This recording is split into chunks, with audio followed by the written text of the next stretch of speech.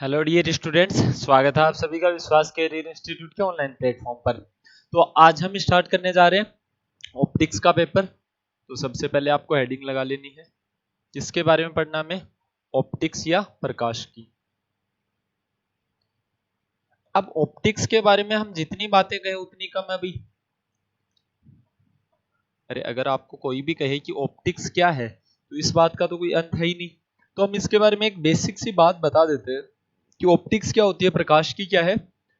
Study of light, प्रकाश के अध्ययन को ही क्या कहा जाता है, प्रकाश की कहा जाता है। तो ये कौन सी ब्रांच है फिजिक्स की, वो ब्रांच है जिसके अंदर हम किसके बारे में स्टडी करते हैं, स्टडी ऑफ लाइट।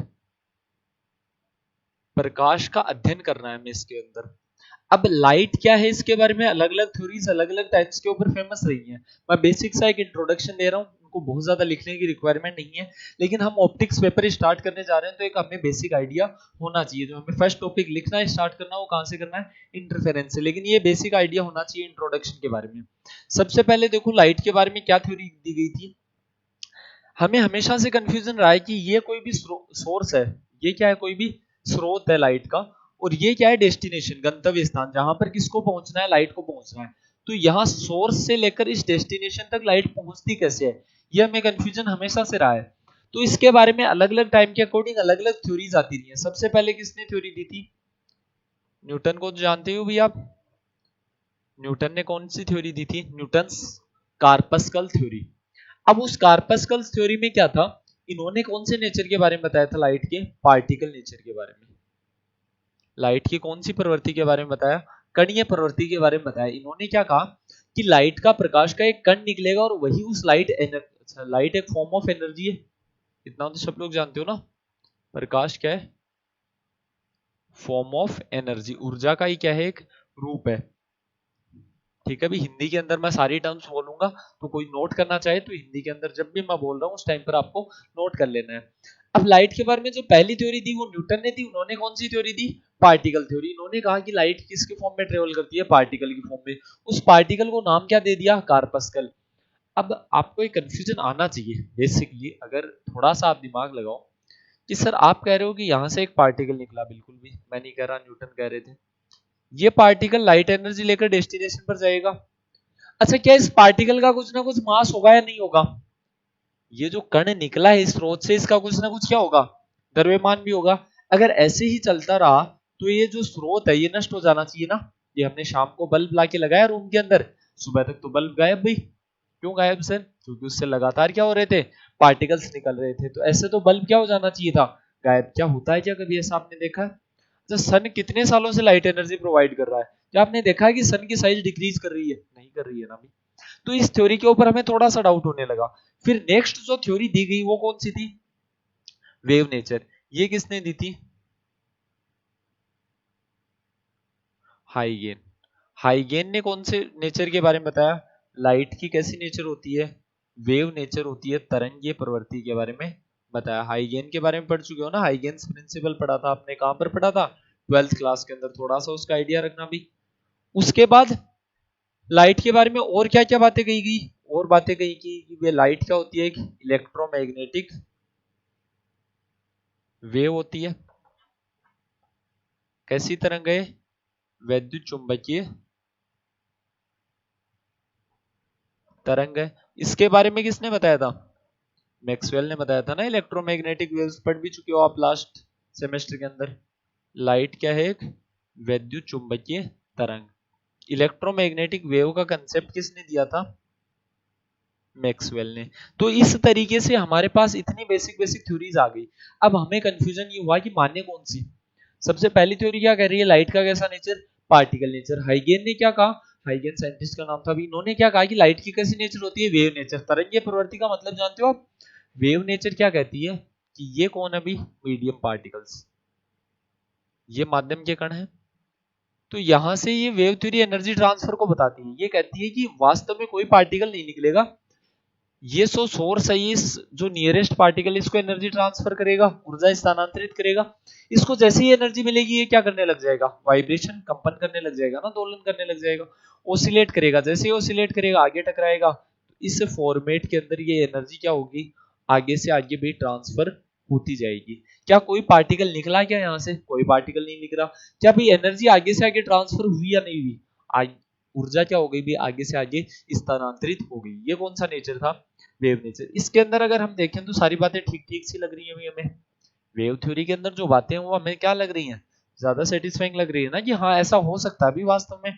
अगर आप जैसे मान लीजिए क्लास के अंदर 50 स्टूडेंट बैठे हैं, मुझे लास्ट स्टूडेंट की अगर नोटबुक चाहिए तो क्या तरीके है? पहली चीज, वो स्टूडेंट खुद वहां से खड़ा हो, नोटबुक लेकर यहाँ आए।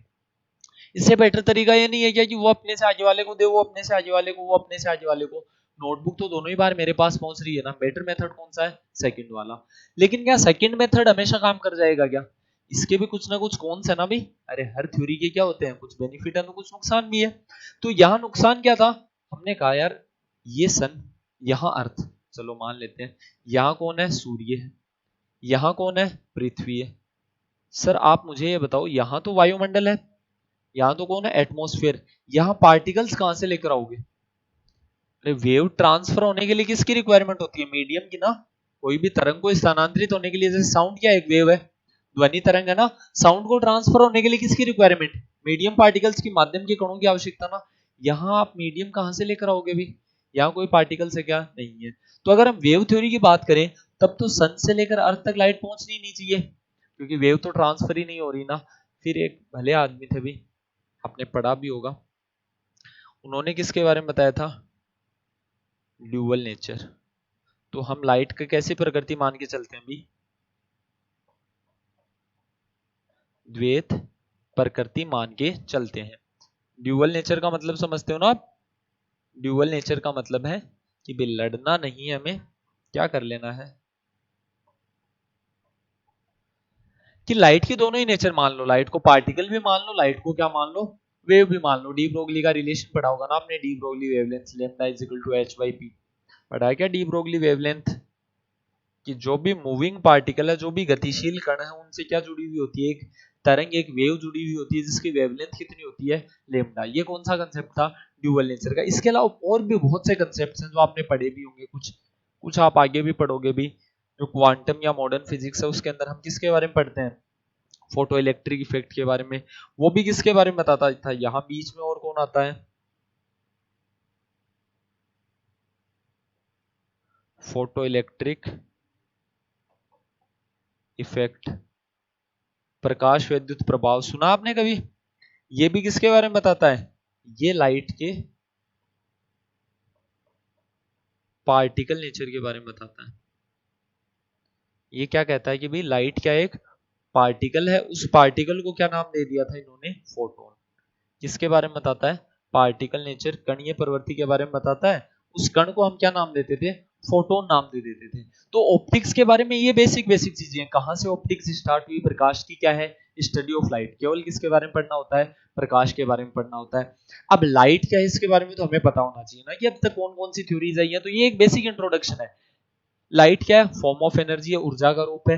लाइट ट्रांसफर किस तरीके से करती है? अलग अलग टाइम के अकॉर्डिंग अलग अलग थ्योरीज रही थी। सबसे पहले न्यूटन ने कार्पस्कल थ्योरी दी, उसमें पार्टिकल को नाम क्या दे दिया? कार्पस्कल। अच्छा फोटोन है, ये निकलने से सर मास कम नहीं होता क्या? नहीं होता। इसका रेस्ट मास 0 मान के चलते थे आप। इसका जो रेस्ट मास होता है वो कितना होता है? 0 होता है। स्थिर द्रव्यमान कितना है इसका? स्थिर द्रव्यमान कितना होता है अभी इसका? 0 होता है। तो rest mass of photon is always equal to 0। अगर रेस्ट मास स्थिर द्रव्यमान ही 0 है तब तो कोई मतलब ही नहीं हुआ ना भी। एक कण निकल रहा है, कितने मास का पार्टिकल निकल रहा है? 0 मास का। क्या उससे हमें कोई फर्क पड़ता है क्या? 0 मास का पार्टिकल निकल रहा है, इसका मतलब सोर्स कभी भी डिस्ट्रॉय नहीं होगा, स्रोत कभी नष्ट होगा क्या? नहीं होगा भी। तो ये सारे क्या है भी? अलग अलग नेचर्स है, अलग अलग थ्योरीज है। अलग अलग थ्योरीज के हेल्प से अलग अलग फिनोमेनास को समझाया गया। सबसे पहले जिन परिघटनाओं को समझाया गया उनमें कौन कौन सी आती थी? रिफ्लेक्शन और रिफ्रैक्शन, परावर्तन और अपवर्तन। रिफ्लेक्शन हर जगह हो रहा है। सबसे फर्स्ट जो जिन थ्योरीज को समझाया गया था उनमें से कौन थी? रिफ्लेक्शन। परावर्तन जानते हो भी आप परावर्तन के बारे में? परावर्तन। रिफ्लेक्शन का मतलब क्या होता है? Bounce back of light from any surface. किसी भी सतह से प्रकाश का टकरा कर वापस लौटना ही क्या कहलाता है? परावर्तन। परावर्तन बहुत जनरली देखे जाने वाला फिनोमेना है। जिन भी चीजों को आप देख पा रहे हो किसके कारण देख पा रहे हो, रिफ्लेक्शन के कारण ही ना, परावर्तन के कारण। अच्छा सोचो, आप जिस भी रूम में बैठे हो उसमें आसपास देखो, आपको क्या दिख रहा है अभी? नोटबुक दिख रही होगी, मोबाइल दिख रहा होगा, दीवार दिख रही होगी, पंखा दिख रहा होगा, एसी दिख रही होगी, जो भी दिख रहा होगा अभी साइड में रखा हुआ होगा, टीवी दिख रहा होगा, बोर्ड, चलो बोर्ड तो आपको कहां से दिख रहा होगा अभी। तो जो भी चीजें आपको दिख रही है वो क्यों दिख रही है अभी? मुझे एक चीज बताओ, अगर मैं कहूँ जो जिस भी रूम में आप बैठे हो, जिस भी कमरे में आप बैठे हो, उसके अंदर अगर लाइट एंटर न करे, प्रकाश प्रवेश न करे, या जो भी एकदम से पैक कर दिया जाए उस रूम को चारों तरफ से, अंदर कोई बल्ब नहीं है, मुझे बताओ क्या वो अंदर वाली सारी चीजें गायब थोड़ी हो जाएंगी? नहीं होगी ना। लेकिन फिर भी वो आपको दिखेंगी नहीं, क्यों नहीं दिख रही है अभी? अरे वस्तु का होना ना होना, क्या आप वास्तव में किसी वस्तु को देखते हो क्या? वास्तव में हम किसी ऑब्जेक्ट को देखते ही नहीं है अभी। हम केवल किसको देख पा रहे हैं? लाइट को। मैं इस मार्कर को देख रहा हूं क्या? नहीं भी। अगर सारी लाइट बंद कर दी जाए, इस रूम के अंदर बिल्कुल भी प्रकाश ना हो, ये मार्कर तो यहीं रहेगा लेकिन ये मुझे दिखेगा नहीं। तो मैं ये कहूं कि मैं इस मार्कर को देख रहा हूं, तो सही बात है या गलत बात है? गलत बात है ना भी। मैं केवल किसको देख पा रहा हूं? मैं मार्कर को तो देख ही नहीं सकता। मार्कर छोड़ो, हम किसी भी चीज को नहीं देख सकते। हम केवल क्या देख सकते हैं? उस चीज से आने वाले प्रकाश को। जैसे ये बल्ब है, इससे इसके ऊपर क्या आ रही है? लाइट रेज इंसिडेंट हो रही है, प्रकाश किरणें क्या हो रही हैं? आपतित। वो लाइट इससे टकरा कर रिफ्लेक्ट करके मेरे पास आ रही है, तो मैं केवल किनको देख पा रहा हूं? रिफ्लेक्टेड लाइट रेज को, जो इससे परावर्तित हुई है प्रकाश किरणें। केवल मैं उन प्रकाश किरणों को ही देख पाता हूँ। बात समझ में आई या नहीं आई भी? अरे कंसेप्ट क्लियर हुआ या नहीं हुआ? हम केवल किसको देख पाते हैं? हम केवल उन लाइट रेज को, उन प्रकाश किरणों को देख पाते हैं जो क्या हो रही है? किसी भी सरफेस से रिफ्लेक्ट हो रही है। तो रिफ्लेक्शन तो सबसे ज्यादा देखे जाने वाला फिनोमेना है। उसके बाद आप कौन सा फिनोमेना पढ़ते थे? रिफ्रैक्शन। थोड़ा सा मैं रिवाइज कर रहा हूँ इन बातों को। उसके बाद आप क्या पढ़ा करते थे? रिफ्रैक्शन, अपवर्तन। रिफ्रैक्शन के बारे में भी आप बेसिक बेसिक सारी बातें जानते हो। रिफ्रैक्शन या अपवर्तन क्या होता है? जब भी लाइट रेज किसी एक मीडियम से दूसरे मीडियम में जाती है, एक माध्यम से दूसरे माध्यम में जाती है, तो वो लाइट रेज क्या हो जाती है? बेंड हो जाती है, मुड़ जाती है। उसी बेंडिंग के फिनोमेना को क्या बोलते हैं? किसी एक मीडियम से दूसरे मीडियम, एक माध्यम से दूसरे माध्यम में जाने पर प्रकाश किरणों का मुड़ना ही क्या कहलाता है? अपवर्तन कहलाता है। Bending of light rays when it passes from one medium to another medium. ठीक है, अभी ये दोनों फिनोमेनास हो गए। इन दोनों के बारे में ही हमें बीएससी के अंदर नहीं पढ़ना है। हमें जो फर्स्ट फिनोमेना पढ़ना है वो कौन सा है? इंटरफेरेंस। हमें सबसे पहले किसके बारे में पढ़ना है? व्यतिकरण के बारे में। अब इंटरफेरेंस क्या होता है, कौन से फिनोमेना के ऊपर बेस्ड होता है? तो इंटरफेरेंस बेस्ड होता है वेव नेचर। कौन सी प्रकृति पर आधारित है ये? तो ये आधारित है तरंगीय प्रवृत्ति पर। कौन भाई? व्यतिकरण। देखो, किसने बताया? हाइगेन ने बता तो दिया। कौन से नेचर के बारे में? वेव नेचर के बारे में। लेकिन जहां से लोग मानना स्टार्ट किया कि हाँ वेव नेचर वास्तव में एग्जिस्ट करता है, वो कौन सा एक्सपेरिमेंट था? Young's double slit experiment, Young का द्विस्लिट प्रयोग। ये हमारे सिलेबस में अभी, इससे पहले बीएससी के सिलेबस में हाइगेन्स प्रिंसिपल भी हुआ करता था, हाइगेन का सिद्धांत भी हुआ करता था भाई। तो उससे भी क्वेश्चन, अब तो जनरली चांसेस सिलेबस के अकॉर्डिंग तो नहीं है, लेकिन पूछ लिया जाए तो आपको आना चाहिए भी। हाइगेन्स प्रिंसिपल आपका कहाँ पढ़ा हुआ होता है? 12th क्लास के अंदर पढ़ा हुआ होता है। तो इतने बेसिक आपको आइडिया हो गया होगा। अब जो हम पहला टॉपिक पढ़ने वाले हैं वो कौन सा है? इंटरफेरेंस। फर्स्ट यूनिट जो हमारी है वो किससे रिलेटेड है? अब यूनिट फर्स्ट स्टार्ट करने जा रहे हैं भी हम। यूनिट फर्स्ट के अंदर हमें किसके बारे में पढ़ना है? इंटरफेरेंस या व्यतिकरण के बारे में पढ़ना है।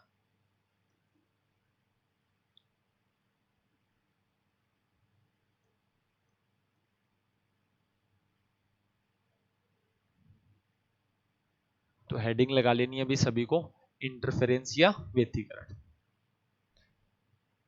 अब इंटरफेरेंस होता क्या है? देखो, जनरली हमें इंटरफेरेंस देखने को नहीं मिलता है। अगर हम बात करें दैनिक जीवन में, डेली लाइफ में, क्या हमें इंटरफेरेंस देखने को मिलता है? ना, बहुत ज्यादा ऑब्जर्वेबल फिनोमिना नहीं है ये, देखे जाने वाली परिघटना नहीं है। क्यों नहीं देखी जा सकती? क्योंकि इसको देखने के लिए बहुत सी कंडीशंस को क्या करना पड़ता है? फॉलो करना पड़ता है। बहुत से प्रतिबंधों का क्या करना पड़ता है? ये आवश्यक शर्तें हैं इसके लिए, जिनका हमें क्या करना पड़ेगा? पालन करना पड़ेगा। तो सबसे पहले इंटरफेरेंस के बारे में बेसिक बेसिक डेफिनेशन लिखेंगे, उसके कंडीशंस लिखेंगे कि नेसेसरी कंडीशंस क्या होती हैं। एग्जाम के अंदर डायरेक्टली क्वेश्चन आ सकता है आपके। एक डेढ़ नंबर के अंदर कि what are the necessary conditions for interference, व्यतिकरण के लिए आवश्यक प्रतिबंध क्या है या आवश्यक शर्तें क्या है, वो सारी जस्ट इसके बाद पढ़ने वाले हैं। दूसरा, नोट्स कोशिश करो कि आप साथ साथ बना लो, ठीक है ना, एक नोटबुक लेके बैठो, उसके अंदर रफली सारी चीजों को आपको लिख लेना है, नोट्स आपके खुद के लिखे हुए ही आपके काम आने वाले हैं। अब देखो इंटरफेरेंस, पहली चीज तो इंटरफेरेंस के लिए फर्स्ट जो कंडीशन है वो कौन सी है कि कितने लाइट सोर्स होने चाहिए हमारे पास, 2 लाइट सोर्स। अच्छा, आपने अगर फर्स्ट यूनिट का सिलेबस देखा हो, सिलेबस इंट्रोडक्शन वीडियो भी अपलोड कर रखी है हमने, उसके अंदर आपने 2 नाम देखे होंगे। सबसे फर्स्ट जो है वो क्या है, by the division of wave front. क्या दे रखा अभी, interference by division of wave front. तो हमें यहाँ जो इंटरफेरेंस पढ़ना है, व्यतिकरण पढ़ना है, वो किसकी सहायता से पढ़ना है, वेव फ्रंट्स की हेल्प से पढ़ना है, तरंगाग्रों की सहायता से पढ़ना है। जस्ट एक बार बेसिक इसकी डेफिनेशन लिखते हैं, उसके बाद हम वेव फ्रंट के बारे में पढ़ेंगे कि तरंगाग्र किसको बोला जाता है। इंटरफेरेंस की डेफिनेशन लिखना, व्हेन टू और more than 2 light sources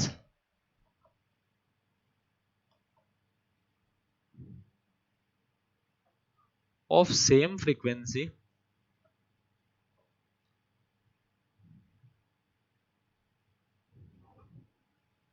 superimpose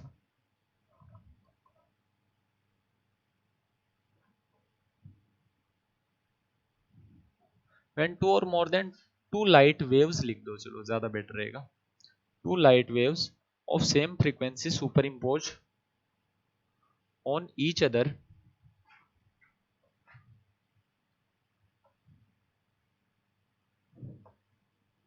and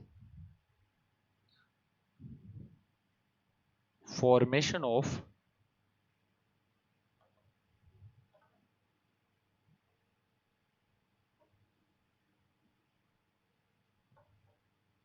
bright and dark region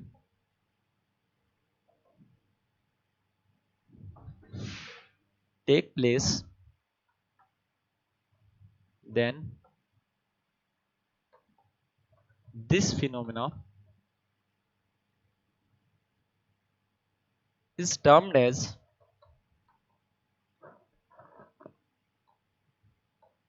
interference. क्या कहा जा रहा है अभी यहां पर हम कहना चाह रहे हैं, हिंदी मीडियम वाला लिखना, जब दो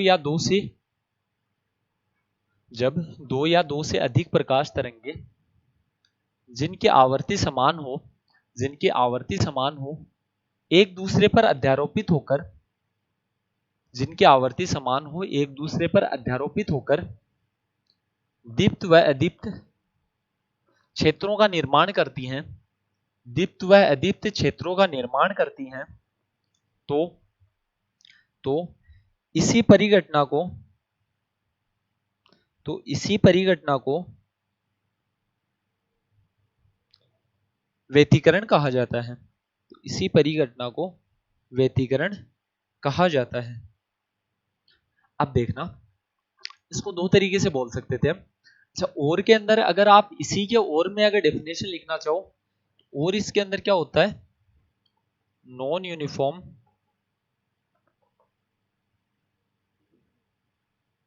distribution of intensity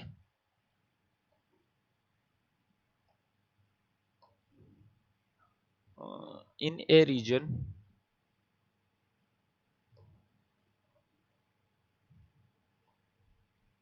by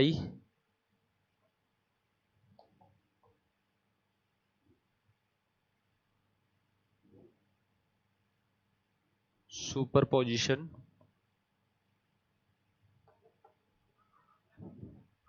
of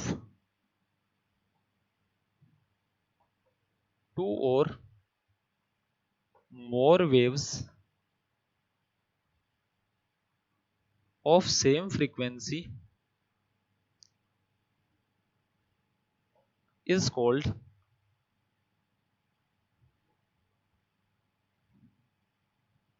interference. मतलब अभी समझाएंगे, टेंशन बिल्कुल नहीं लेनी है, अभी हर शब्द का मतलब समझेंगे अब।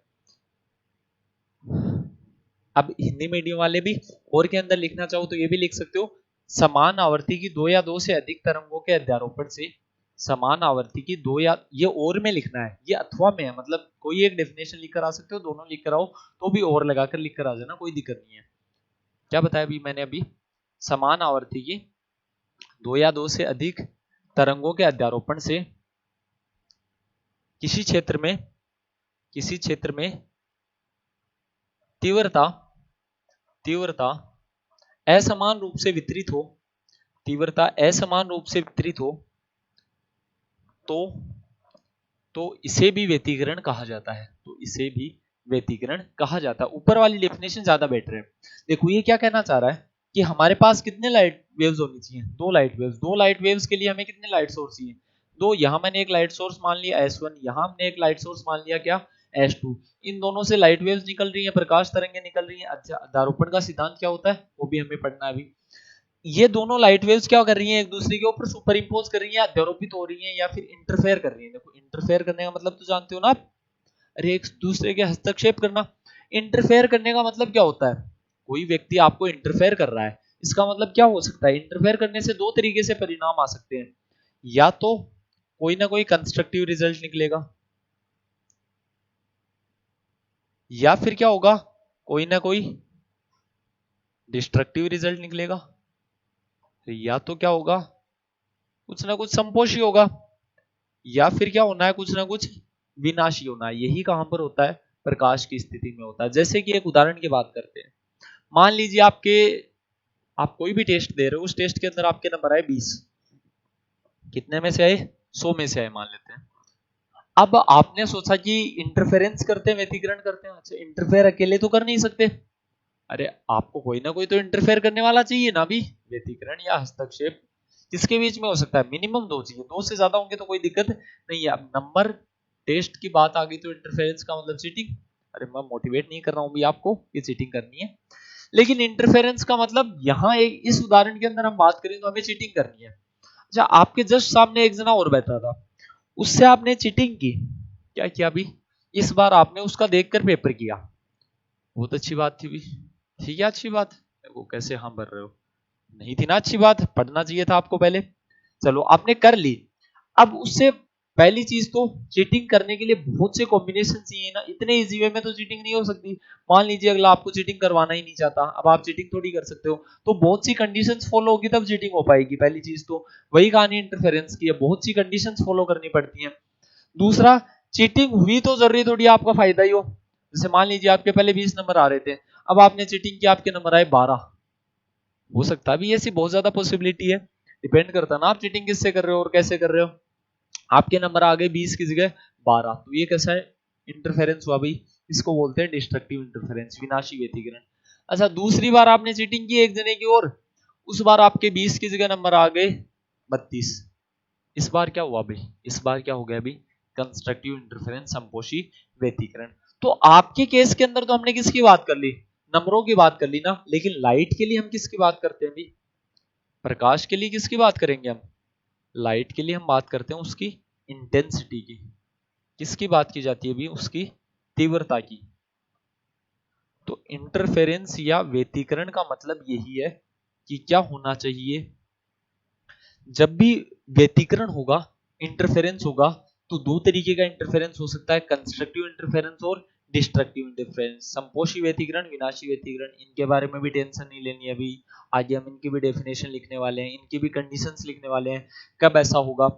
अब संपोषी व्यतिकरण या विनाशी व्यतिकरण, आपको अनुमान लग रहा होगा कि संपोषी व्यतिकरण के अंदर तीव्रता क्या होगी? अधिकतम। इंटेंसिटी क्या होगी भी? मैक्सिमम। मैं एकदम बेसिक जीरो लेवल से पढ़ा रहा हूं भी आपको, क्योंकि मैं, आपने वैसे ये सारे टॉपिक्स पढ़े हुए थे ना 12th में, मैं मान के चल रहा हूँ कि आप सब कुछ भूल चुके हो। उस लेवल से हम इनको पढ़ने की कोशिश कर रहे हैं। बाकी जिनको 12th का याद है बहुत अच्छी बात है। अभी डिस्ट्रक्टिव के अंदर, विनाशी व्यतिकरण के अंदर क्या होगा? तीव्रता न्यूनतम होगी। अब जब इंटेंसिटी मैक्सिमम होती है, लाइट की तीव्रता अधिकतम होगी, तो वो रीजन हमें कैसा दिखता है? ब्राइट दिखता है ना।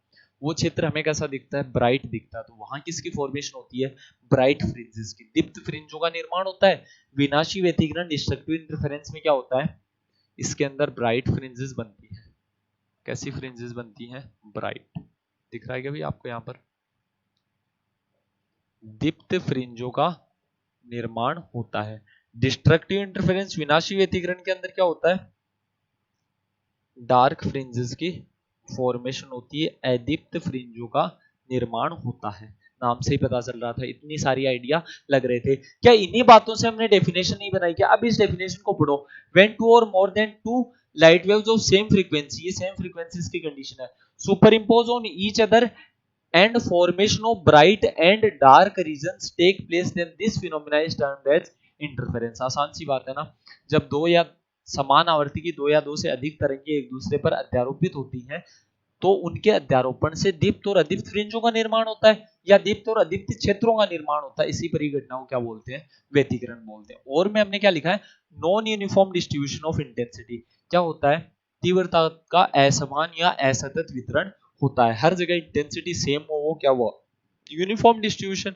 नॉन यूनिफॉर्म डिस्ट्रीब्यूशन इसका मतलब हर जगह इंटेंसिटी सेम नहीं थी। तो जब हर जगह इंटेंसिटी सेम न रहे तो उसे क्या बोलते हैं? इंटरफेरेंस बोलते हैं। जनरली इंटरफेरेंस देखने को मिलता है या नहीं मिलता हमें? इंटरफेरेंस अगर हुआ, मान लीजिए यहां इंटरफेरेंस हुआ है, यहां दो लाइट सोर्स, ये S1 ये S2, तो क्या होगा? यहां तो ब्राइट फ्रिंज एकदम दीप्त, यहां कैसी फ्रिंज? डार्क एकदम अंधेरा, यहां वापस से कैसी फ्रिंज? ब्राइट, यहां वापस से कैसी फ्रिंज? डार्क, यहां वापस से कैसी फ्रिंज? ब्राइट। क्या ऐसा देखा आपने कभी? जैसे मान लीजिए मेरे पास दो बल्ब है, यहां कोई भी दो बल्ब लगे हुए होंगे आपके रूम में। अब आप अगर नीचे वाले फर्श पर देखो तो क्या वहां पर ऐसा हो रहा है क्या कि एक जगह तो एकदम दीप्त पट्टी बन रखी है, ब्राइट फ्रिंज बन रखी है, और एक जगह अदीप्त पट्टी बनी हुई है? ऐसा दिख रहा है क्या आपको? नहीं दिख रहा। क्यों नहीं दिख रहा अभी? क्योंकि आप कंडीशंस फॉलो नहीं कर रहे। किसकी कंडीशंस फॉलो नहीं कर रहे सर? इंटरफेरेंस की। तो नेक्स्ट हेडिंग लगाना, नेसेसरी कंडीशंस फॉर इंटरफेरेंस।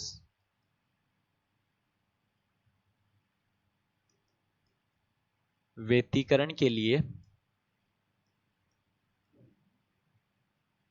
व्यतिकरण के लिए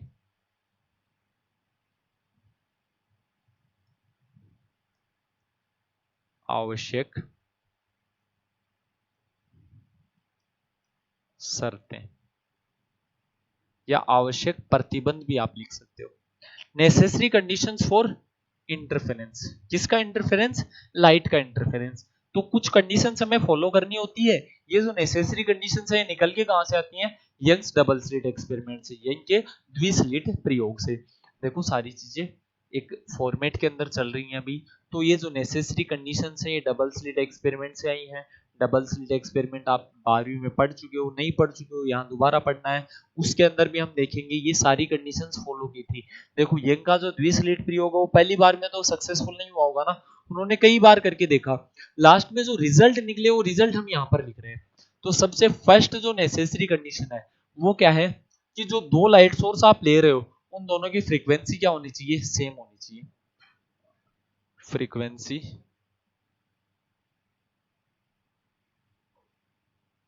of both light source must be same. दोनों प्रकाश स्रोतों की आवृत्ति समान होनी चाहिए। जो दोनों प्रकाश स्रोत है उनकी फ्रीक्वेंसी क्या होनी चाहिए? सेम होनी चाहिए। सेकंड कंडीशन लिखना। नेक्स्ट कंडीशन क्या लिखोगे? नेक्स्ट कंडीशन लिखोगे both the light source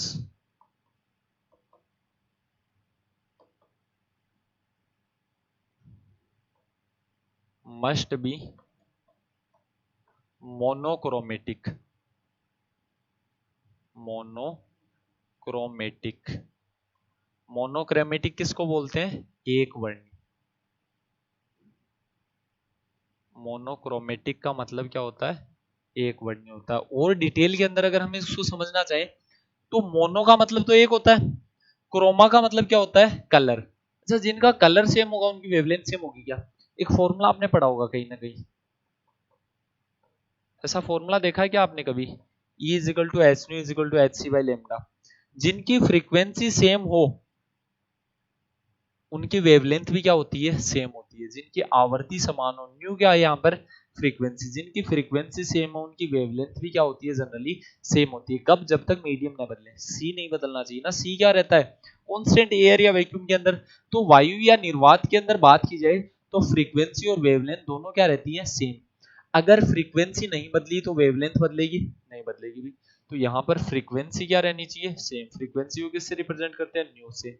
frequency same है तो वेवलेंथ लेमडा भी क्या रहेगा, सेम रहेगा। तरंग दैर्घ्य को किससे व्यक्त करते हैं, लेमडा से। अगर दोनों चीजें सेम है किसी भी वेव की, कौन कौन दोनों चीजें, फ्रीक्वेंसी और वेवलेंथ, इसका मतलब उसको क्या बोल सकते हैं, मोनोक्रोमेटिक बोल सकते हैं। क्योंकि हर कलर की अलग अलग वेवलेंथ होती है ना। आपने जनरली एक ऑर्डर पढ़ा होगा, विबग्योर।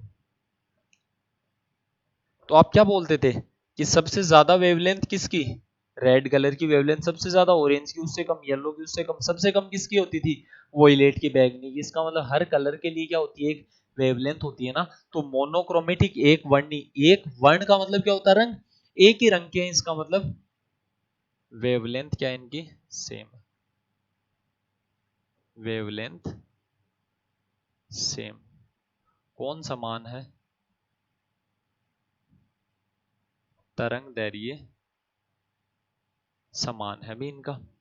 किनका, जो भी प्रकाश स्रोत आप काम में ले रहे हो। अच्छा एक चीज बताना भी मुझे, चलो बता ही देता हूं मैं। बहुत से बच्चे वेव के बारे में नहीं जानते होंगे ना कि तरंग होती क्या है, या सर फ्रीक्वेंसी वेवलेंथ क्या बात चल रही है, ये हमें नहीं समझ में आ रही। तो कोई भी वेव हो उसको रिप्रेजेंट इसी तरीके से किया जाता है ना। कोई भी तरंग है उसको व्यक्त करने का तरीका यही होता है। ये डायग्राम बना लेना साइड में, कहीं भी बनाना चाहो। तो किसी भी वेव को ये क्या है, उसकी रिप्रेजेंटेशन का तरीका, उसको व्यक्त करने का तरीका। तो फ्रीक्वेंसी पता है क्या होती है, फ्रीक्वेंसी होती है number of oscillations in 1 second. 1 second में इसने कितने दोलन किए। देखो पहली चीज तो वेव के बारे में आपको कंफ्यूजन ये है कि वेव का मतलब ये पार्टिकल यहां से चला और ऊपर जा रहा है, फिर नीचे जा रहा है, फिर ऊपर जा रहा है, ऐसा नहीं हो रहा है। वेव का मतलब क्या है कि ये सोर्स है, यहाँ पार्टिकल है, इस कण को इधर से ऊर्जा मिल रही है। जैसी ऊर्जा मिलेगी ये क्या करने लग जाता है, टू एंड फ्रो मोशन करने लग जाएगा, आगे पीछे क्या करने लग जाएगा, कंपन। जैसे कि मानो ये कोई भी पात्र है, जैसे कुछ भी मान लीजिए, आप पानी गर्म कर रहे हो आप किसी भी बर्तन के अंदर, तो उसके अंदर जैसे ही एनर्जी मिलती है, उसको कौन सी एनर्जी मिल रही है, हीट एनर्जी। यहाँ कौन सी मिल रही है, लाइट एनर्जी। तो जैसे उसको ऊष्मीय ऊर्जा मिलती है, हीट एनर्जी मिलती है, वो जो पार्टिकल है H2O का, पानी का, वो क्या करने लग जाता है, कंपन नहीं करता क्या, ऊपर नीचे जाता है। बहुत ज्यादा एनर्जी मिलने पर वो क्या हो जाता है, भाप बन के उठ जाता है। यही कहानी इस पार्टिकल के साथ नहीं हो रही क्या। जनरली आप खुद सोचो, नीचे फर्श बहुत गर्म है, उसके ऊपर अगर आप बाई द वे खड़े हो गए तो आप क्या करने लग जाते हो, उछलने लग जाते हो ना, वाइब्रेशन करने लग गए।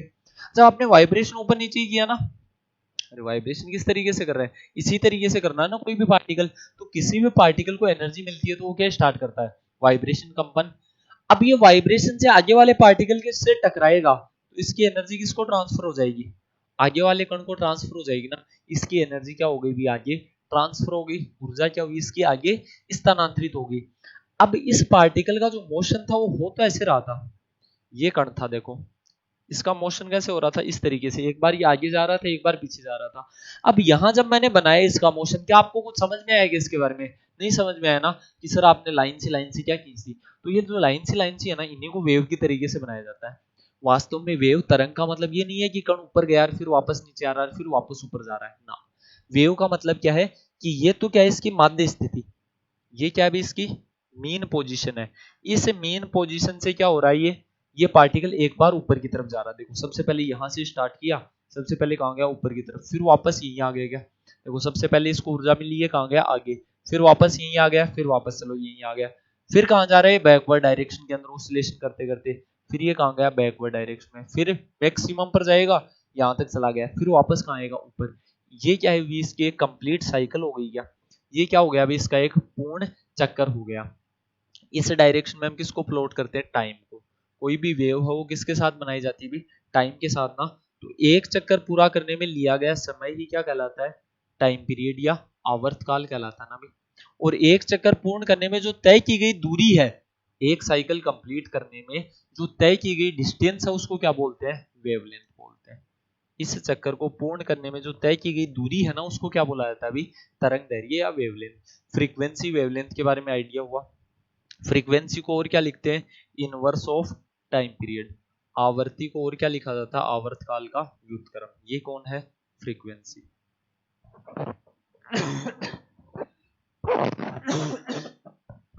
सॉरी भी,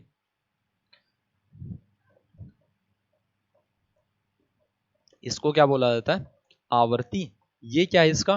टाइम पीरियड। आवर्तकाल बोलते हैं इसको।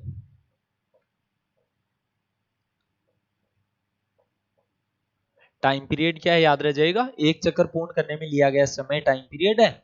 और न्यू क्या है? फ्रीक्वेंसी, आवर्ती। आवर्ती क्या होती है? आवर्तकाल का व्युत्क्रम, इनवर्स ऑफ टाइम पीरियड। ये लेम्डा क्या है यहाँ पर? ये वेवलेंथ। वेवलेंथ किसको बोलते हैं? अब तो याद रह जाएंगी ना भी ये बातें, एकदम बेसिक से चल रहे हैं ना। तरंग दैर्घ्य क्या होता है? एक चक्कर पूर्ण करने में तय की गई दूरी। अच्छा, ये क्या हो रहा है? इसका डिस्प्लेसमेंट। ये माध्य स्थिति के सापेक्ष विस्थापन ही तो है इसका। अलग अलग टाइम पर इसका डिस्प्लेसमेंट अलग अलग है ना, अलग अलग समय पर इसका विस्थापन क्या है? अलग अलग है। तो कोई भी वेव होती है उसकी इक्वेशन को कैसे रिप्रेजेंट किया जाता है? उसकी इक्वेशन को रिप्रेजेंट करते हैं y = a sin omega T. कैसे व्यक्त करते हैं? y बराबर a sin omega T. a क्या होती है अभी? तो a होता है इसका एम्पलीट्यूड। ये क्या है इसका? आयाम। इसको क्या बोला जाता है? इसका एम्पलीट्यूड बोलते हैं। आयाम। आयाम का मतलब क्या हुआ? माध्य स्थिति के सापेक्ष अधिकतम विस्थापन, मैक्सिमम डिस्प्लेसमेंट। अच्छा, ये डेफिनेशन आपसे कभी नहीं पूछी जाती है, लेकिन आप बहुत बार ये टर्म्स काम में लेते हो। Amplitude, frequency, time period, wavelength. इस चैप्टर के अंदर भी हम बहुत बार काम में लेंगे। वेवलेंथ ये है, एम्पलीट्यूड ये है, इंटेंसिटी ये है। तो इन सारी चीजों के बारे में आपको आइडिया जरूर होना चाहिए भी। आयाम, एम्पलीट्यूड क्या है, डेफिनेशन भी मैंने हर चीज की बताई है। लिखना चाहते तो आप लिख सकते थे भी, एग्जाम के अंदर नहीं पूछी जाएगी बस। एम्पलीट्यूड या आयाम क्या है? माध्य स्थिति के सापेक्ष, मीन पोजीशन माध्य स्थिति यही है, इसके सापेक्ष अधिकतम विस्थापन। अधिकतम ये इतनी दूर गया है क्या? तो maximum displacement with respect to mean position is called amplitude. माध्य स्थिति के सापेक्ष अधिकतम विस्थापन को ही क्या कहा जाता है? आयाम कहा जाता है। तो यहाँ पर ये y क्या है? किसी टी टाइम के ऊपर डिस्प्लेसमेंट, किसी समय t के ऊपर क्या है? इसका विस्थापन अलग अलग है, डिस्प्लेसमेंट अलग अलग है। ये जो कंप्लीट ओमेगा टी है ना, इसको क्या बोलते हैं? इसकी फेज बोलते हैं। ये क्या भी इसकी कला है। कौन? अभी फेज। फेज अलग अलग टाइम पर देखो, एक तो पोजीशन है, एक इसके लिए एंगल रिप्रेजेंट किया जाता है। कोई भी वेव है वो कैसे बनी है? देखो, ये कोई सर्कल माना हमने, ये क्या मान लिया? एक वर्त। मैं कहता हूं इसमें मैं यहां से चला यहां तक आया, कितना एंगल ट्रेवल किया मैंने? कितना कोण तय किया? अभी आप यहां से चले, यही वापस घूमकर आ गए, तो आपने 360 डिग्री, 2 पाई। इसको मैं दो भागों में काट देता हूं इस सर्कल को। ऊपर वाला भाग यहां रख दूं, नीचे वाला भाग यहां रख दूं, यही वेव बन गई क्या? तो एक वेव का एक कंप्लीट साइकिल ट्रेवल करने में एंगल कितना ट्रेवल करते हैं हम? 360 डिग्री। तो कोई भी वेव है उसका कंप्लीट साइकिल हो रहा है, इसका मतलब डिस्टेंस कितनी ट्रेवल की उसने? लेमडा। टाइम कितना लगा उसको? Capital T. एंगल कितना ट्रेवल किया उसने? 2 पाई। 2 पाई का मतलब 360 डिग्री। कहां से स्टार्ट हो रही है? 0 से लेकर 2 पाई तक। ये 0 है, ये 2 पाई है, तो ये पक्का पाई रहा होगा। ये पाई है तो ये कितना रहा होगा? Pi by 2। ये पाई, वो 2 पाई, तो ये कितना रहा होगा? 3 पाई बाई 2। तो ये क्या है? कोई भी वेव है, कोई भी तरंग है, उसकी रिप्रेजेंटेशन है। किसी भी तरंग को व्यक्त करने का ये क्या है भी हमारे पास तरीका, काफी इंपॉर्टेंट है। डेफिनेशंस मैंने बताई है, डेफिनेशन नहीं याद रखोगे तो भी चल जाएगा, लेकिन बेसिक इनके बारे में आपको पता होना चाहिए, कौन सी टर्म का क्या मतलब है। समझे या नहीं समझे? ये a यहाँ पर एम्पलीट्यूड, y यहाँ पर डिस्प्लेसमेंट। ओमेगा को क्या बोलते हैं? ओमेगा को और क्या लिखते हैं? 2 पाई न्यू भी लिखते हैं इसको। न्यू को और क्या लिख सकता हूं मैं? टी। तो आपने ये रिलेशन भी देखा होगा, omega is equal to 2 pi by t. ये है क्या? ये है एंगुलर फ्रीक्वेंसी। ओमेगा को क्या बोलते हैं? इसको बोलते हैं एंगुलर फ्रीक्वेंसी। कोण या आवर्ती। क्या किया है? बस हमने फ्रीक्वेंसी को एंगल से मल्टीप्लाई कर दिया। ये न्यू फ्रीक्वेंसी है। 2 पाई क्या है? यहां से यहां तक टी टाइम पीरियड था, टी टाइम पीरियड के लिए हमने फ्रीक्वेंसी न्यू निकाली। न्यू को इस एंगल से मल्टीप्लाई कर दे तो वही क्या बन जाती है? Angular frequency. तो ये क्या है अभी? कोणीय आवर्ती है। बात समझ गई क्या? इस तरीके से ये सारी टर्म्स हमारे पास निकल के आती हैं। तो जो भी रिलेशंस हम आगे चलने वाले हैं वो सारे इन्हीं के फॉर्म में चलेंगे। समझ गए भी। तो फर्स्ट कंडीशन क्या है इंटरफेरेंस के लिए? Frequency of both light source must be same, दोनों की आवृत्ति समान होनी चाहिए। दूसरा मोनोक्रोमेटिक, एक वर्णी होनी चाहिए। एक वर्णी होने का मतलब वेवलेंथ क्या होनी चाहिए? सेम। ये दोनों कंडीशन से एक साथ ही फॉलो होंगी। थर्ड कंडीशन लिखना, जो नेक्स्ट कंडीशन है वो क्या है? जो नेक्स्ट कंडीशन है वो है कि इनका आयाम लगभग क्या होना चाहिए? बराबर। Amplitude should be nearly same. अच्छा, हम सबके बारे में कह रहे थे sir must be equal, must be equal, और इसके बारे में आप कह रहे हो, देखो यहां पर क्या कहा? मस्ट बी सेम, बराबर होना ही होना चाहिए। और यहां आप कह रहे हो कि जो आयाम है, एम्पलीट्यूड है, वो क्या होना चाहिए? नियरली सेम होना चाहिए। आयाम के बारे में लिखना, दोनों तरंगों का आयाम लगभग बराबर होना चाहिए। ये क्यों बोल रहे हैं इस बात को समझो। ये हमारे पास पहली वेव, ये कोई दूसरी तरंग है, ये इसके ऊपर अध्यारोपित हुई है अभी, ये इसके ऊपर सुपर इंपोज की है ना। अब इनसे एक रिजल्टेंट वेव बनेगी क्या? एक परिणामी तरंग बनेगी। मुझे बताओ, जो रिजल्टेंट वेव बनेगी वो कुछ ऐसी नहीं बनेगी क्या? दोनों का एम्पलीट्यूड क्या हो जाएगा? जुड़ जाएगा ना। इसका मान लेते हैं A1 है, इसका कितना है? A2 है। दोनों का सेम डायरेक्शन में है, सेम डायरेक्शन में है तो क्या हो गया? जुड़ गया ना। जुड़ने से ये कैसा व्यतिकरण हो गया? कंस्ट्रक्टिव इंटरफेरेंस, संपोषी व्यतिकरण। अगर एक वेव इस तरीके से होती और दूसरी वेव इस तरीके से होती, क्या इनके बीच में कोई इंटरफेरेंस होता क्या? अरे इनके बीच में कोई व्यतिकरण थोड़ी होगा, नहीं हो सकता ना भी इनके बीच में इंटरफेरेंस। इनके बीच में व्यतिकरण क्यों नहीं हो सकता? क्योंकि जो रिजल्टेंट वेव बनेगी, जो परिणामी तरंग बनेगी, वो पहले वाली जैसी नहीं होगी क्या? ये जो ऊपर वाली वेव है, जो रिजल्टेंट वेव बनी, परिणामी तरंग बनी, वो भी इसके जैसी नहीं है क्या? देखना इसको।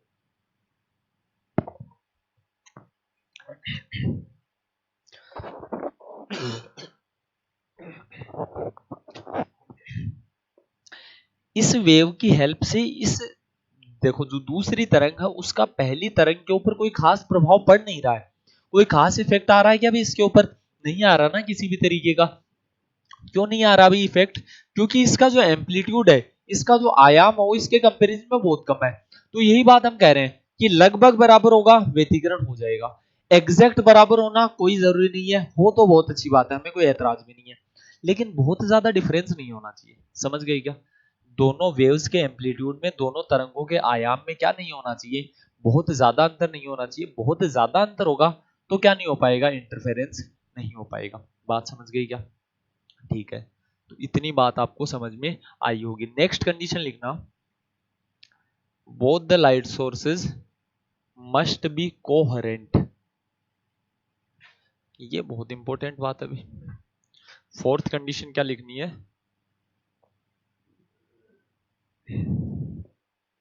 Both the light sources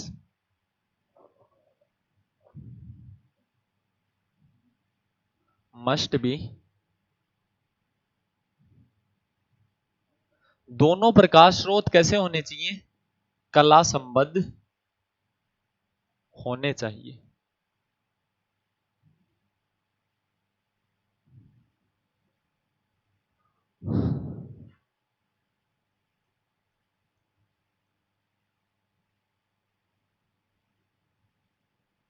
both the light source should be, या सॉरी मस्ट बी कोहेरेंट। दोनों प्रकाश स्रोत कला संबद्ध होने चाहिए।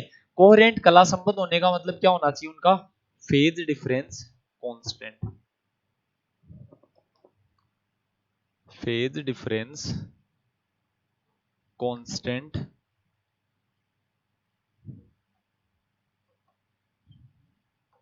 होना चाहिए। कलांतर क्या होना चाहिए उनका? नियत होना चाहिए।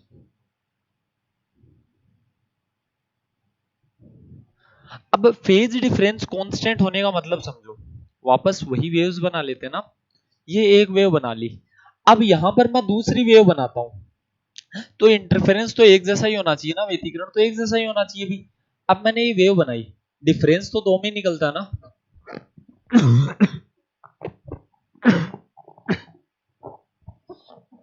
गला खराब है अभी थोड़ा आज, कालांतर या फेज डिफरेंस कब निकलेगा? डिफरेंस किसके बीच में निकलता है? कोई भी दो क्वांटिटीज, कोई भी दो भौतिक राशियां, उनके बीच में निकलेगा। तो फेज डिफरेंस मतलब दो फेज होनी चाहिए। दो फेज के लिए कितनी वेव्स होनी चाहिए? दो ही वेव्स भी होनी चाहिए ना। ये एक वेव है, इसके लिए फेज डिफरेंस नहीं निकाल सकते। ये कितना? 0। या इसकी फेज कितनी है? 2 पाई। या इसकी फेज कितनी है? पाई। अब यहां से एक दूसरी वेव इसके ऊपर सुपर इंपोज होती है।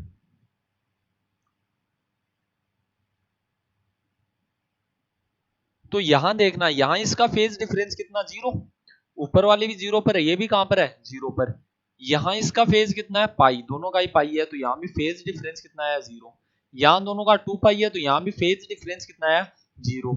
कलांतर या फेज डिफरेंस हर जगह सेम रह रहा है या नहीं रह रहा? अभी फेज डिफरेंस या कलांतर हर जगह क्या रह रहा है? सेम रह रहा है। इसका मतलब इनके बीच में इंटरफेरेंस हो जाएगा। कैसा इंटरफेरेंस होगा? कंस्ट्रक्टिव इंटरफेरेंस होगा, समपोषी व्यतिकरण होगा, ब्राइट फ्रिंज बनेगी, क्योंकि दोनों का एम्पलीट्यूड क्या हो जाएगा? जुड़ जाएगा। अब नेक्स्ट समझो, ये तो है पहली वेव अपने पास, जिसकी ये फेज कितनी? 0 पाई 2 पाई इस तरीके से चल रही है। ये हमारे पास दूसरी वेव है। क्या इनके बीच में इंटरफेरेंस हो सकता है? क्या इनके बीच में व्यतिकरण हो सकता है? नहीं हो सकता। क्यों नहीं हो सकता? क्योंकि देखो यहां इनका फेज डिफरेंस कितना? 0। यहां इनका फेज डिफरेंस 0 नहीं है, यहां भी इनका फेज डिफरेंस 0 नहीं है। मतलब कलांतर क्या नहीं रह रहा?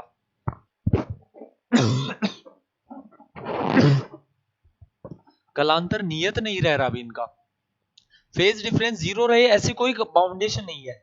हमने ये नहीं कहा फेज डिफरेंस 0 होना चाहिए। अच्छा यहां भी कंपलसरी नहीं है फेज डिफरेंस 0, हो सकता है ये 2 पाई पर हो, क्योंकि 0 और 2 पाई तो एक जैसे ही होते हैं ना। देखो कोई भी वेव है इसी तरीके से तो बन रही है, तो चाहे वो 0 से देख लो, 0 से आगे की भी इसी तरीके की है।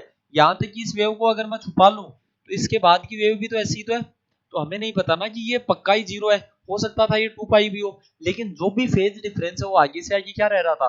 ऊपर वाली वेव में कांस्टेंट रह रहा था, क्या नियत रह रहा था?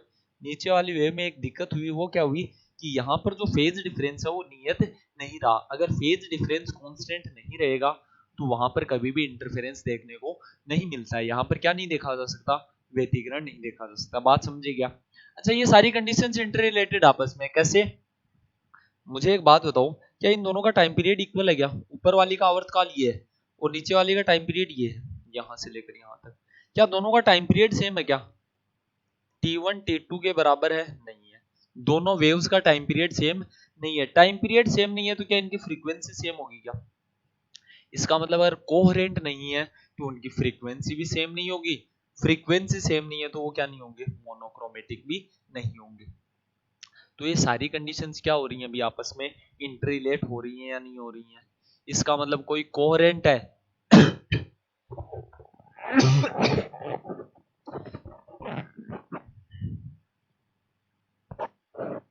कोई भी कला संबद्ध है, कोहेरेंट लाइट सोर्स है, इसका मतलब वो कैसा है? मोनोक्रोमेटिक भी है, उसकी फ्रीक्वेंसी भी सेम है और वेवलेंथ भी सेम। हम बातें समझ गए? ये सारी चीजें क्या थी? आपस में जुड़ी हुई थी भी। तो ये कंडीशंस भी आपको क्लियर हो गई होगी। नेक्स्ट जो कुछ कंडीशंस है, फिफ्थ कंडीशन लिखना,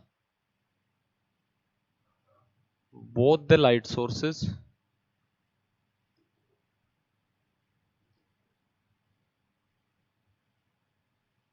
must be very close to each other.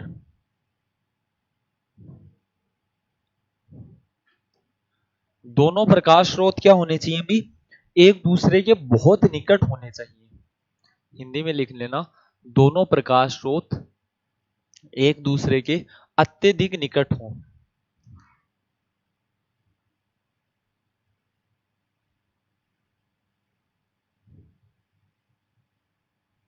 या ऐसा लिख लेना, ऑफ वेवलेंथ ऑर्डर। ये सबसे खतरनाक कंडीशन थी। किस कोटि के होने चाहिए? ब्रैकेट में लिख लेना, तरंग दैर्घ्य की कोटि के होने चाहिए। वेवलेंथ कितनी होती है लाइट की? लिख लेना किसी को अगर नहीं पता, लाइट की वेवलेंथ होती है 400 से 700 नैनोमीटर। अच्छा अब नैनोमीटर का मतलब क्या होता है sir?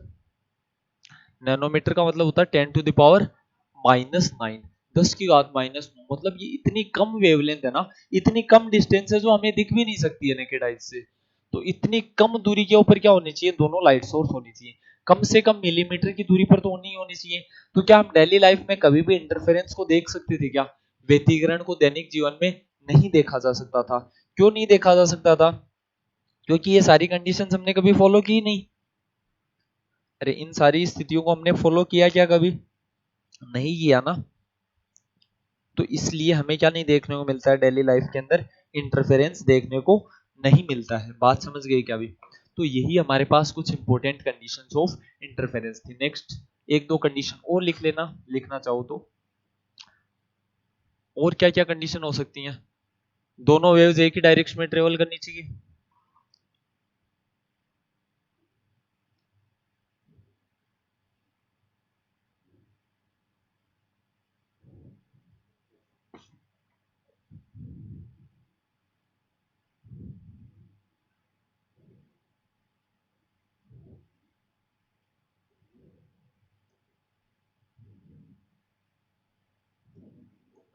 Both the light waves must propagate in same direction.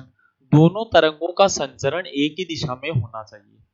Both the light waves must propagate in same direction. संचरण एक दिशा में होने का मतलब, ये पहला लाइट सोर्स, इससे वेव्स इधर निकल रही है, ये दूसरा लाइट सोर्स, इससे वेव्स इधर निकल रही है, क्या इनके बीच में इंटरफेरेंस हो सकता है? क्या नहीं हो सकता। तो दोनों की जो संचरण की दिशा है, डायरेक्शन ऑफ प्रोपगेशन है, वो क्या होनी चाहिए? सेम होनी चाहिए। एक ही दिशा में वेव जाएंगी तभी वो क्या कर सकती है? इंटरफेरेंस कर सकती है, व्यतिकरण दर्शा सकती है। नेक्स्ट एक कंडीशन और लिख लेना।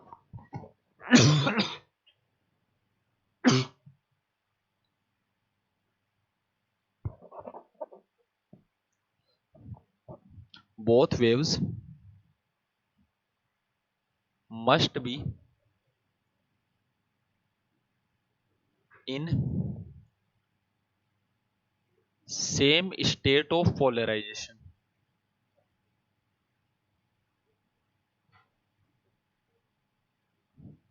ध्रुवण अभी तक हमने नहीं पढ़ा है, ध्रुवण पढ़ेंगे तो आपको अनुमान लग जाएगा स्टेट ऑफ पोलराइजेशन का मतलब क्या। अभी भी मैं बता देता हूं, पहले हिंदी मीडियम वाला लिख लो। दोनों तरंगे ध्रुवण की एक ही अवस्था में होनी चाहिए। दोनों तरंगे ध्रुवण की एक ही अवस्था में होनी चाहिए। Both waves must be in same state of polarization. ध्रुवण की एक ही अवस्था का मतलब समझो। पोलराइजेशन का मतलब क्या है? ये हमारे पास लाइट कैसी होती है? एक इलेक्ट्रोमैग्नेटिक वेव। इलेक्ट्रोमैग्नेटिक वेव पढ़ चुके हो आप सेकंड सेमेस्टर में? नहीं पढ़ी तो मैं बता देता हूँ। वैद्युत चुंबकीय तरंगे वो होती हैं जो परपेंडिकुलर प्लेन्स में ऑसिलेट करती हैं। एक ऑसिलेशन इस तरीके से हो रहा, दूसरा ऑसिलेशन कैसा हो रहा है इसका? इस तरीके से। ये कौन सा वेक्टर होता था? Electric field vector. ये कौन सा होता है? Magnetic field vector. अब मान लीजिए एक वेव तो ऐसी है और उसके साथ तो दूसरी वेव सुपर इम्पोज होने वाली है, वो कुछ इस तरीके की है। क्या इन दोनों के बीच में कोई ध्रुवण हो सकता है? सॉरी, कोई इंटरफेरेंस हो सकता है? क्या नहीं हो सकता ना, व्यतिकरण। एक पार्टिकल इस तरीके से वाइब्रेट कर रहा है, दूसरा पार्टिकल इस तरीके से वाइब्रेट कर रहा है, क्या इनका बीच में इंटरफेरेंस होगा? क्या नहीं होगा। स्टेट सेम होनी चाहिए। दूसरा, एक अनपोलराइज्ड है तो दूसरी भी अनपोलराइज्ड, एक पोलराइज्ड है तो दूसरी भी कैसी? पोलराइज्ड। तो अलग अलग कंडीशंस थे, स्टेट ऑफ पोलराइजेशन को व्यक्त किया जाता है। लेकिन आपको एक बेसिक आइडिया हो गया होगा कि दोनों क्या होनी चाहिए? सेम तरीके से पोलराइज्ड होनी चाहिए, एक ही तरीके से क्या होनी चाहिए? ध्रुवित होनी चाहिए, तभी उनके बीच में क्या देखने को मिलेगा? इंटरफेरेंस या व्यतिकरण देखने को मिलेगा। ये कंडीशन ऑफ इंटरफेरेंस भी आपको क्लियर होगी भी। तो आज की क्लास में हम नेसेसरी कंडीशंस ऑफ इंटरफेरेंस पढ़ चुके हैं भी। व्यतिकरण के लिए आवश्यक प्रतिबंध, एक आधा टॉपिक और पढ़ने वाले थे हम, लेकिन अभी इतना ही पढ़ेंगे अभी। बाकी जितने भी टॉपिक्स हैं वो नेक्स्ट क्लास के अंदर कवर करने वाले हैं। नेक्स्ट क्लास के अंदर एक बेसिक सा इंट्रोडक्शन तो आपको देंगे वेव फ्रंट के बारे में, कि तरंगाग्र किसको बोलते हैं। उसके बाद यंग्स डबल स्लिट एक्सपेरिमेंट से स्टार्ट करेंगे, जिसके आपके एग्जाम में आने के चांसेस बहुत ज्यादा होते हैं यूनिवर्सिटी एग्जाम्स में। तो आज की क्लास में इतना ही। उम्मीद आप सभी को ये लेक्चर समझ में आया होगा। अगर क्लासेस समझ में आ रही है तो भी इन वीडियोस को ज्यादा से ज्यादा स्टूडेंट्स को रिकमेंड करें, जो भी आपके साथी स्टूडेंट्स हैं। आज की क्लास में इतना ही, मिलते हैं अगली क्लास में, तब तक के लिए धन्यवाद।